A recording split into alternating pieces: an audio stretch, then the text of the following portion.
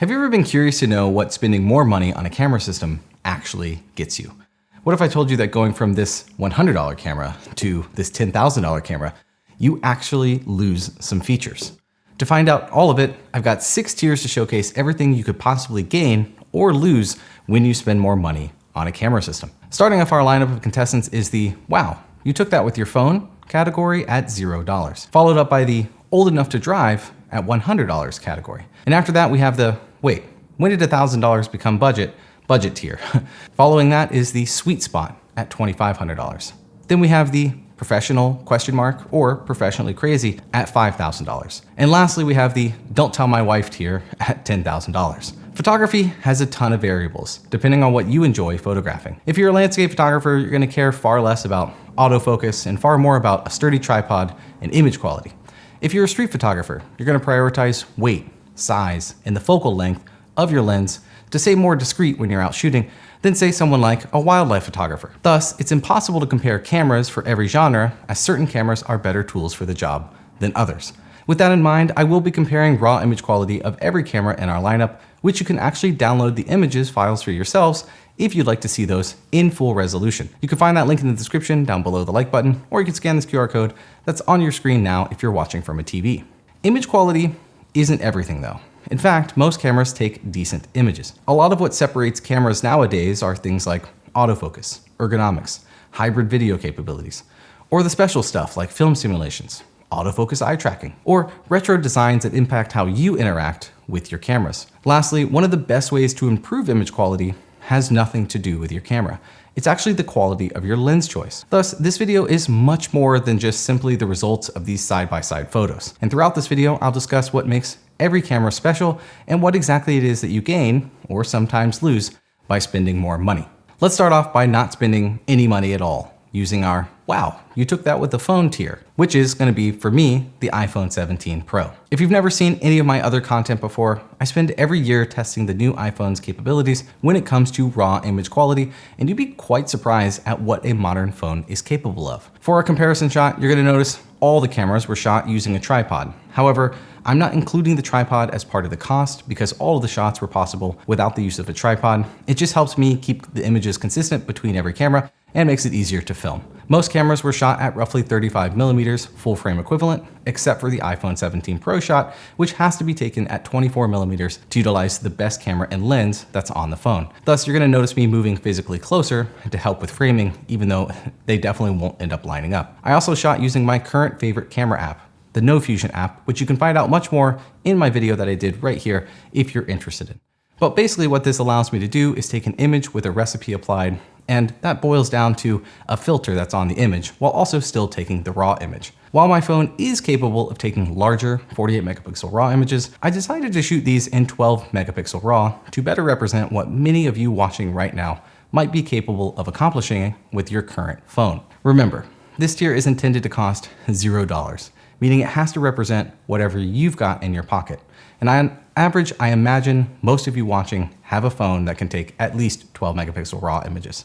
You'll see the images look pretty good. They do lack detail in comparison to basically every other camera that we're gonna look at in our lineup, and without editing, the Apple processing from straight out of camera can be a bit too much in my opinion. With a little bit of editing, or simply using the image from the NoFusion app, a lot of these issues go away. One of the major drawbacks of phone cameras is gonna be their lack of depth.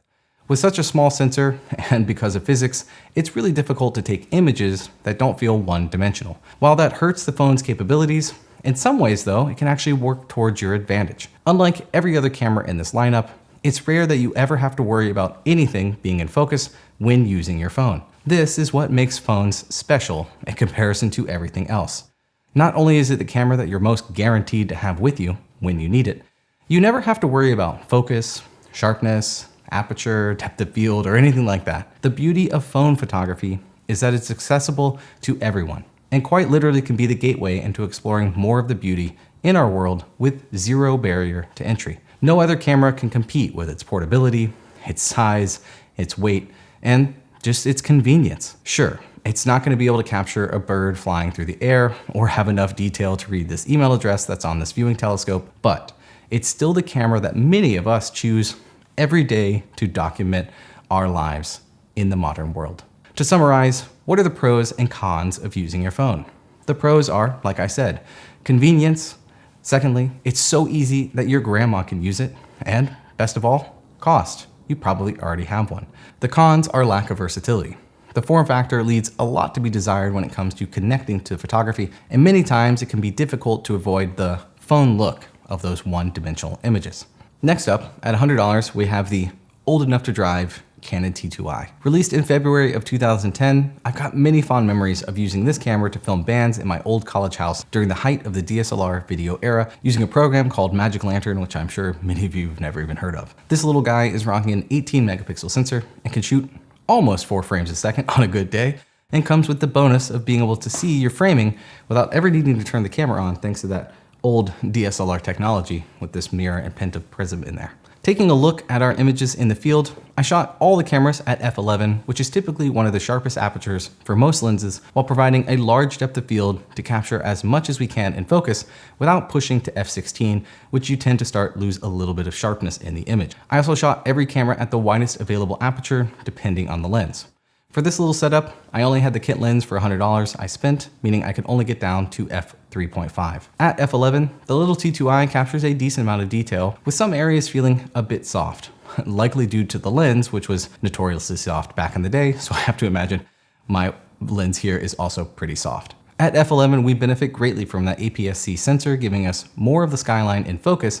As you're gonna see, that won't be the case later on for some of our more expensive cameras. On the flip side of that, at f3.5, we don't get much separation between the skyline and the viewing telescope, but oddly enough, the image gets sharper in detail, which it technically shouldn't, so we're just gonna chalk that up to being a quirk, not a feature.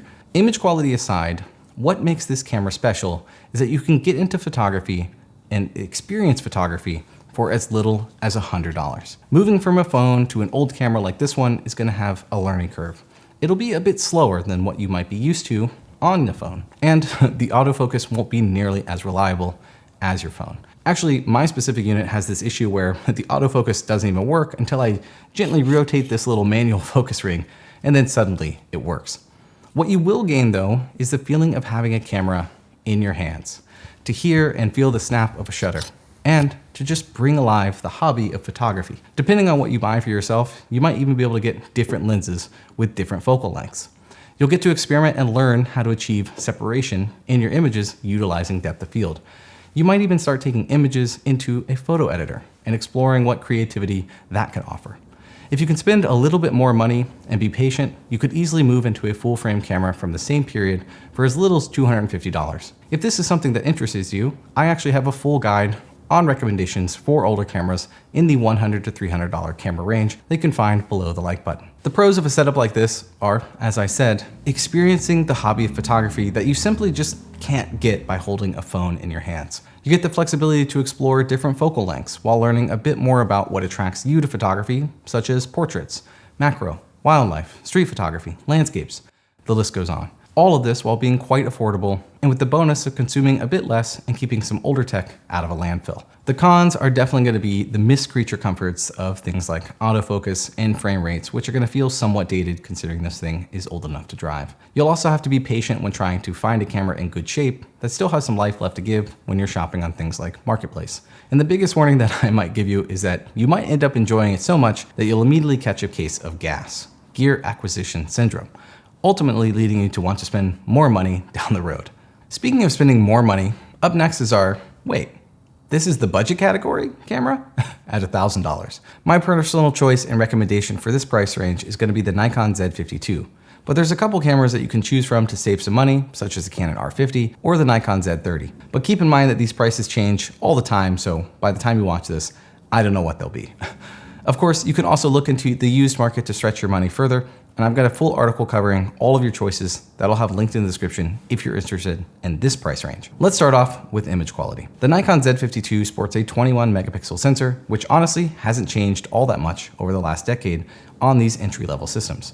This means when you're looking at the f11 shot from the Nikon, the raw image quality isn't going to be all that different from our $100 Canon T2i from from the past tier. You'll notice that the focal framing is different between the two shots, and that's because I'm shooting with the very affordable Viltrox 24mm f1.7 prime on the Nikon, which is going to give us a tighter 38mm full frame equivalent framing. That being said, zooming into 300% on the details of these two, you don't see a much difference. Yes, the Nikon is a bit sharper, as we imagine, but I think that comes down to the lens choice more than necessarily the sensor. You're gonna notice a bit more noise from the older Canon sensor as well, especially in the shadows, and if I were to raise the ISO, the Nikon sensor would definitely outperform the Canon into higher ISOs. Moving over to the shallow depth of field shot at f1.7 on the Nikon, you're gonna see decent separation from the telescope and city skyline made possible by that prime Viltrox lens. Overall, the image quality in this price range is great. But typically, these cameras utilize older sensors that haven't really changed all that much over the last 10 years. But that's the thing. They haven't really needed to change because image quality from sensors is already plenty in the modern camera era. What has been greatly improved over these years are things like autofocus, frame rates, and video capabilities. What you'll get from cameras in this price range from the last couple years, like the Nikon Z52, the Canon R10, or the Fujifilm X-M5, is far more reliable and feature-rich autofocus. You can track subjects, detect eyes, and simply have a much easier time keeping focus. A flagship camera from something like 12 years ago will likely have better image quality than any of these brand new cameras under $1,000, but its autofocus system is going to feel absolutely archaic in comparison. The improved autofocus also plays a huge role in the video capabilities within this price range as well. These newer cameras can all duo as vlog cameras. They have reliable enough autofocus to easily accomplish talking head content like you're watching right now, and typically they all support high resolution 4K capture with wide levels of dynamic range, none of which was possible from cameras even 6 years ago or older. You throw in other features such as the much higher frame rates to capture subjects like wildlife or your 2-year-old running around the backyard, along with more modern features and creature comforts like the interfaces, the LCD touchscreens, the electronic EVFs, and a lot of past flagship level technology that has trickled down into this budget category. You get a great package that you might not ever feel the need for more. What makes this camera tier special though? One of the standout features of the Nikon Z52, or something similar like the Fujifilm X-M5, is going to be the implementation of film simulations or recipes. These can basically be simplified down into user or manufacturer created filters that stylize your images right in camera, allowing you to skip the editing if you're pleased with the results. Not all camera brands are capable of this though, and if this is something that interests you, be sure to watch my full video breaking down this specific Nikon Z52 and this entire tier in the link in the description. Outside of that specific quality, to me, this is the tier where most people fall in love with photography. Canon specifically dominates this category in terms of options because they offer the most affordable options at the best prices. And it shows in their sales numbers. I think they have like 3, maybe 4 cameras in this tier, whereas all the other brands have like 1, maybe 2 if you're lucky. I personally started photography in this tier thanks to my aunt who handed me a camera on a flight all the way back in 2007 and just said, figure it out. And well, now I'm here. This is the gateway drug into the hobby that many of us love. The pros of a modern $1,000 camera is just how capable this tier has become, providing excellent autofocus, frame rates, and video capabilities that were once reserved for much higher cost cameras. Similar to our $100 tier, if this is your first camera, it's also going to provide a stronger connection to photography than something like your phone. Lastly, many of these cameras are some of the most portable cameras that you can buy in any of these tiers. Specifically, the Fujifilm X-M5 and the Nikon Z30 forego an EVF altogether, which provides a fantastic walk-around camera. The reason these cameras tend to be so lightweight and portable though is that they utilize a lot of plastic construction, which hurts their durability and overall build quality when compared to our later tiered cameras. These small sizes also mean smaller screens, less battery life, and just less pleasing ergonomics all around. Lastly in this tier, the lens choices of most of these cameras can be limited outside of the Fujifilm X-M5, which can utilize the majority of all of the lenses in their lineup. One thing that isn't limiting though is this innovative razor from today's sponsor, Hinson Shaving. I gotta be honest, I was quite a late bloomer to shaving and I was a bit intimidated by anything with razor blades, so I mostly stuck to electric razors. When Hinson reached out, I had never used a safety razor before, and I gotta admit, I was a bit nervous. But now, after learning how it works, it made me realize how much I was influenced by mass market products. The Hinson razor is made with precision that utilizes a single blade with zero flex, tug, or pulling. This results in clinically proven reduction of post-shaving redness when compared to typical multi-blade razors. Unlike flimsy cartridge blades that flex and dig in while shaving, the aerospace level precision razor blade enables a single blade to provide a perfect balance between shaving efficiency and skin protection. The blades aren't proprietary, meaning that you can use whatever you want. And best of all, it means you can start prioritizing a better shave rather than tolerating an irritating shave because you're trying to make that expensive cartridge blade last as long as possible. As someone who has been sold that more blades are better my entire life, this experience has been completely eye-opening. If you want a better shave with clinically proven reduction in irritation, you can use my link in the description or using this QR code that you can see on the screen now, and you're going to get 100 free razor blades with the purchase of a razor, and it also helps keep this channel going.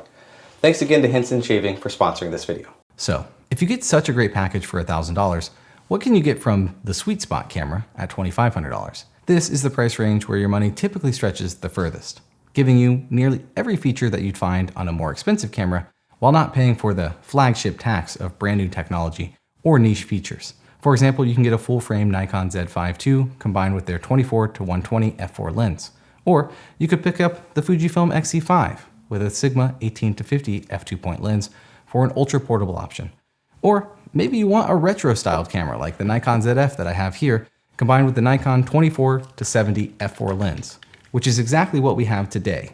Well, kinda. For our image comparison, I'm going to be using the Nikon ZF, which is a 24 megapixel full frame sensor, combined with the Sony 24-50 f2.8 lens. Yes, you heard that correctly. This is a really sweet setup that I'm going to have a full video on. If you're interested in, be sure to subscribe down below, but please only do it if you're actually connecting with me as a creator or the type of content that I'm creating. Before you reach for the comments, yes, this combination is slightly outside of that $2,500 budget. However, for our image testing comparison, I'm only utilizing the lens at 35mm, which Nikon certainly offers some 35mm primes that have a wider aperture and are likely sharper than this particular lens. This is just what I've got currently. Comparing our f11 shot from the full-frame Nikon ZF to the Nikon Z52 from the previous year, keeping in mind the slight focal length difference, you're actually going to notice the more budget-oriented camera looks a bit sharper. This is likely due to that prime lens on the cheaper camera, and that slight of extra bit of reach at 38mm. You'll also notice that at f11, the Nikon ZF has less of the skyline in focus because of that full-frame sensor achieves a shallower depth of field when compared to the same aperture on the APS-C camera. Opening up the aperture to f2.8, we achieve a nice fall off from the subject to the skyline. And this is why many people desire full-frame cameras. This sensor size achieves a good middle ground between smaller and larger sensors, giving you the ability to achieve a shallow depth of field quite easily while still being able to get everything in focus without too much light loss from the smaller apertures compared to a larger sensor like medium format, which we're going to discuss at the end of this video. I also took these images on the 40 megapixel APS-C Fujifilm X-C5 combined with this tiny 23mm f2.8 lens, which you can check out in the link in the description to see those images in higher detail if you're interested in. Sharpness and depth of field aside, one big piece of the image quality pie that's missing in this limited comparison is dynamic range and the cleanliness of the image. Once you step into this budget range, thus unlocking full-frame sensors, or at least the latest sensor technology, you start seeing noticeable differences in low light performance for things like astrophotography, or even those times you have to crank the ISO to capture something like birds in flight during sunset. Even comparing modern full-frame sensors from those of the past decade, you'll see a noticeable noise in low light performance improvement. While this tier opens the door to full-frame sensors and slight image quality improvements, the biggest improvement is likely in lens choice, because now you actually have the budget for a lens. If you pick up a $1,500 camera, for example, it means that you have a $1,000 budget for a lens, which are likely going to give you sharper images, it's going to give you access to wider apertures, or it could even give you specialized options like macro photography, or even some wildlife, if you're lucky. The cameras in this price range are also much better built than in the previous category. Many of them might have weather sealing to help provide peace of mind when you're out in the elements. The buttons, the switches, and the dials are going to respond better and just feel more premium in general. Most cameras in this price range are going to have internal image stabilization built into the camera, allowing you to get sharper images at slower shutter speeds. A few of the cameras like the Nikon Z6 III utilize partially stacked sensors for better image quality when using electronic shutter or improving rolling shutter when filming video.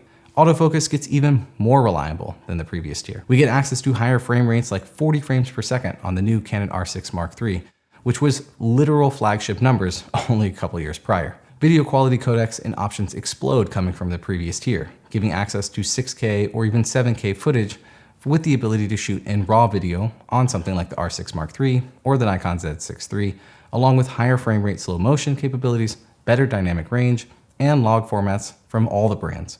What makes this tier special though is that almost everything you could want likely exists roughly in this price range. If you want a unique, stylistic, ultra-portable camera that features a hybrid EVF optical viewfinder like the Fujifilm X106, it's in this price range. You want an absolute powerhouse hybrid camera like the Nikon Z6 III, it's in this price range. Maybe you prefer a more compact camera that can film everything that you want while also being your main photography camera in the Sony a7C II. It's in this price range. This tier is special because it's where the industry is the most competitive, and it provides the most options so that you don't necessarily feel like you're wasting money on features that you don't necessarily need. A great example would be, maybe you just want a camera that's stuck to a tripod to shoot astrophotography, and you don't need all these new bells and whistles with autofocus and stuff like that. You can just grab a generation or two older full-frame camera and spend the majority of your budget on the astrophotography beast that Sigma released, the 14mm f1.4 lens. Overall, the pros of this category are access to flagship level specs at less than flagship level prices. Cameras will be better built with things like weather sealing, metal frames, and overall just handle wear and tear more reliably. Lastly, you could also afford professional level glass, which will improve image quality and user experience, sometimes even giving you access to genres of photography that you couldn't previously shoot at a lower budget. The downside of this tier is typically everything gets larger and heavier as you move up in cost. You've got larger apertures, larger sensors, bigger grips, more metal construction. Everything gets heavier, thus your back starts to hurt a little bit more, along with your wallet, of course. The choices also become endless here, and it can be somewhat difficult to navigate what you might need or even want at times. And it can be a little bit overwhelming. Lastly, many people might want the latest autofocus technology, but they never shoot video a day in their life. Yet they still have to pay for it on these cameras. This is kind of the side effect of camera technology plateauing, if you will, because the manufacturers have to keep adding stuff to them to sell them, and if we just tell them that the image quality is roughly the same between all the cameras, they won't sell any. Thus, they have to push them as much as they can into a single camera. Also, this is the tier that suffers the most from, as soon as you buy it, something new will certainly come out. So if you're thinking about getting a new camera, you let me know, because now I'll know the new camera is probably coming out. While the $2,500 tier covers almost everything we could possibly need, there's a few genres of photography that almost don't even start until you reach the next tier up. This is going to be the professional ? Or professionally crazy. This is where you start getting to flagship new technology or access to unique professional lenses. For example, if I combine my $1,500 Canon R7 with the Canon RF 100 to 500mm so that I can photograph wildlife, I'm officially well within this tier. The professional setup that I'm using today is actually quite tame. I'm going to be using my tried and true Canon R5 that I've had for roughly 5 years now, combined with the RF 14 to 35 f4. And if I had upgraded to the Canon R5 Mark III, we'd actually be right on budget. But rest assured, for this single image comparison, the Canon R5 I have here is actually a slight bit better on stationary image quality than that newer sibling, the Canon R5 Mark II, thanks to its new stacked sensor. Taking a look at the 45 megapixel image from the Canon R5 at f11, you're going to notice more detail than the smaller 24 megapixel sensor of the full frame Nikon ZF. Let's make it a bit more interesting though, and compare the R5 to our $1,000 tier Nikon Z52. While the R5 image can be pushed into higher ISOs and have more latitude in editing, it's impressive just how detailed and sharp that budget prime lens is combined with the Nikon's smaller 21 megapixel sensor. It just goes to show you how much you can get away with for $1,000. Moving on to the other image, I can only open up to about f4 on this lens, as this is the camera that I mainly use for landscape photography, but we're still going to get some nice separation from the telescope to the skyline. f4 on the full frame R5 actually matches perfectly to f2.8 on this 40 megapixel crop sensor of the XE5. The image quality improvements from the previous tier to this one are minimal. One of the biggest improvements is simply in megapixels. In the previous tier, most of the full frame options reached about 33 megapixels as their limit, whereas cameras in this tier, such as the Sony a7R5, achieve up to 61 megapixels. That being said, it's important to note that the jump from 33 megapixels to 61 megapixels might sound like double, but it's actually only 33%, not 100%. Personally, I found that you don't really need much more than 33 megapixels, and many of the cameras that I shoot on, such as the Nikon ZF, they've only got 24 megapixels, and that seems to be plenty. So, we get a slight bump in megapixels going into this tier, but there's got to be more than just that to spend nearly double on a camera body. Well, technically yes, but a lot of what you pay for at this tier is specialized newer features. A great example of this is a feature on both the Canon R5 Mark II and the Canon R3, which is that they have eye control autofocus. allowing you to move the focus point by tracking your eye when you look through the EVF. Within this price range, you also get access to cameras like the Nikon Z9 or the Canon R3 as well, which both implement body grips for holding in landscape or portrait orientation, thus also increasing battery life because they contain much larger batteries in those extended grips. In my experience, one of the biggest differences between the $2,500 camera and the $5,000 camera isn't going to be on a spec sheet. It's actually going to be in the durability and build. This isn't to say the build quality of the previous tier is bad at all. Like, genuinely, not bad at all. The build quality of the Nikon ZF is phenomenal. This thing feels like a tank. However, once you get to this tier, which is meant for the full-time professional, everything does get a bit more rugged. The weather sealing and dust resistance is improved, the rated curtain counts on these cameras is higher, and the buttons and body materials just feel more substantial. Remember, these are the cameras that sports photographers beat the crap out of, or landscape photographers sit under waterfalls with, or documentarians will go to war with. There's a noticeable step up in build quality that accounts for the increase in price because many people using these lenses and cameras rely on them to work, and they need them to work in that moment. There's not a lot of fanfare when getting to this tier in terms of cameras. Much of the differences are unseen when it comes to camera bodies. But what about lenses? This is the budget that starts to get into the, okay, maybe I'm professional crazy territory in terms of the cost of lenses. And I'm not even referring to the mostly practical RF 100-500 lens that I mentioned earlier. I'm referring to lenses like the Canon RF 85mm 1.2 that cost $3,300, or the Sony 28-70 f2 that also cost $3,300, or maybe it's the Nikon 400mm f4.5. These are the lenses many people lust over, typically in correlation to larger and larger apertures, or incredibly clean bokeh, or something like the lack of LOCA, which is longitudinal chromatic aberration. And they have boutique characteristics that simply aren't achievable in more budget-oriented setups. What makes this tier special is that most of the options do something unique and unattainable elsewhere. Whether that's cameras with huge megapixel counts, eye-tracking autofocus like I mentioned previously, 8K 60 FPS video recording, or lenses that produce bokeh so creamy that you're going to want to change your pants. This is the tier of top performance. The tier that professionals and enthusiasts rely on for the best performance and pristine results when they're out in the field, where most of the new technology gets introduced and adopted in the camera world. The pros of this tier are absolutely reliability and quality. If you're spending this much, you're also likely getting flagship level specs with the best image quality, frame rates, video features, or some specialized sauce. And it should be so advanced that it'll last for years. Lastly, it cannot get much worse for your wallet from here on out, just as long as you don't get into wildlife. The downsides are certainly the flagship or early adopter tax that you're gonna have to pay. You want that eye tracking autofocus? Well, you have to open up your wallet. And if you've spent this much on camera gear, it's probably getting to the time that you're gonna have to start paying for insurance and the fact that you can never leave your backpack in the car ever again. Lastly, you can't blame your bad shots or misfocus on your gear anymore. Ask me how I know.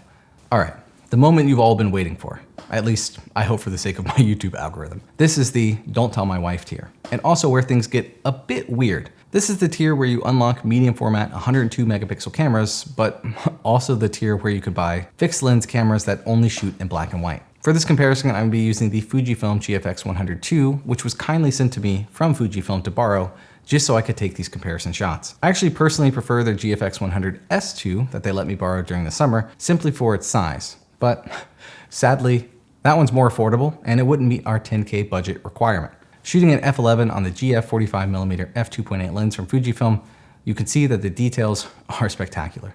Comparing the images side by side to the Canon R5 and zooming into the Canon R5 to match, the level of detail achieved on this sensor is simply unmatched. Let's look at a difference between the 10K Fuji and the $100 T2i, because I know some of you are wondering.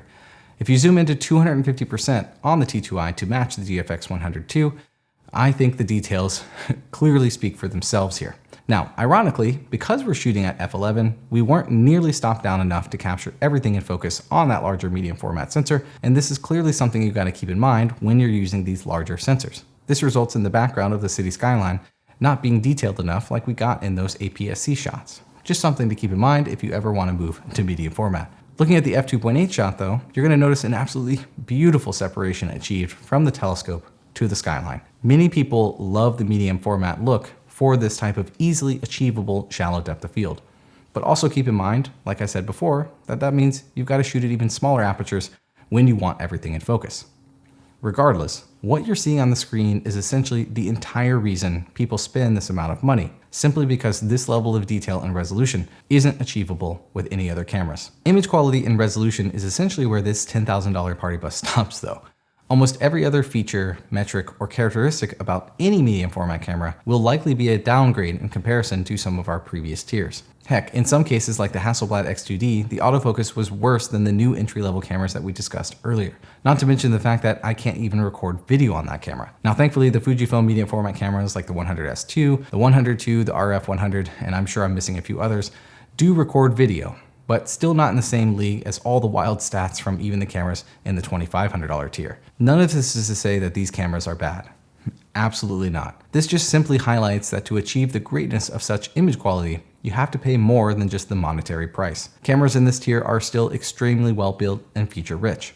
The GFX system from Fujifilm is absolutely the best middle ground between creature comforts that I expect, like reliable autofocus, 8 stops of image stabilization, and 4K video recording while still utilizing that 102 megapixel sensor. The Hasselblad features 1 terabyte of internal storage, something that I wish every camera featured. And while it lacks video, this also means that the camera is a photography focused camera, which allows the interface and menu systems to remain refreshingly simple. Outside of medium format, you have Leica. Now, I have no personal experience with Leica cameras, and to this day, they still confuse me a little bit. However, I do know friends who swear by them and the experience that they have.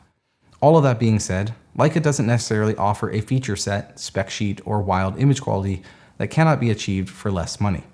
What it does offer, from what I can tell, is a boutique premium experience for niche audiences, such as the Leica Q3 Monochrome Edition, which supports a fixed lens and can only shoot in black and white, and costs something like $8,000. They also offer digital rangefinder cameras that you can only really find in the Leica brand. You also get welcomed into the Leica Club, and even though I've never been invited, I have to imagine the branding and name is important to some people. So, what makes this tier special? Well, first of all, if you own one of these cameras, you probably feel special. And I'm jealous, you should. This tier is where you find mostly the unnecessary but intriguing cameras. Do you need 102 megapixels? No. But what is it like to shoot on 102 megapixels? I know I was always curious until I did, and I can see why. Do you need a fixed 28mm $8,000 Leica to walk around town with? No, but I'm damn curious of what magic is happening there because these still clearly sell. I have friends that have recently bought them. There are some practical cameras in this range as well, such as the Fujifilm GFX line, which does a great job utilizing the medium format sensor in a very affordable and approachable system. You'll also find that the top-end Sony cameras in this lineup, such as the Sony A1 or the A9, both of which serve different purposes. Lastly, this tier gets you almost to being able to afford one recent wildlife lens. Maybe, if you're lucky, or you buy it used. The pros of the $10,000 tier is gaining access to some of the best image quality money can buy. You'll absolutely gain some cool points, and in some cases, might even garner more respect when shooting. I know that this sounds like sarcasm, but genuinely I've heard experiences where if people show up with a camera that doesn't look like it's expensive, people don't take them as seriously. And if they do show up with a camera like a Hasselblad or a Fujifilm GFX or a Leica, people in some spheres might take them more seriously. I don't make the rules, but that has happened. The cons are that everything in this category is just more expensive. Lenses for medium format are more expensive, and the selection is far slimmer than something like full frame. You lose creature comforts that you might be used to from all the previous tiers. And lastly, you're gonna feel a lot worse the first time you drop your camera. Or, I guess if you can afford one of these cameras, maybe that doesn't even matter to you. So, that's it. That's the difference between a $100 camera and a $10,000 camera. I would love to know which one you'd pick out of this lineup, or if I missed anything glaringly obvious. Let me know down below in the comments. See you on the next one. Later.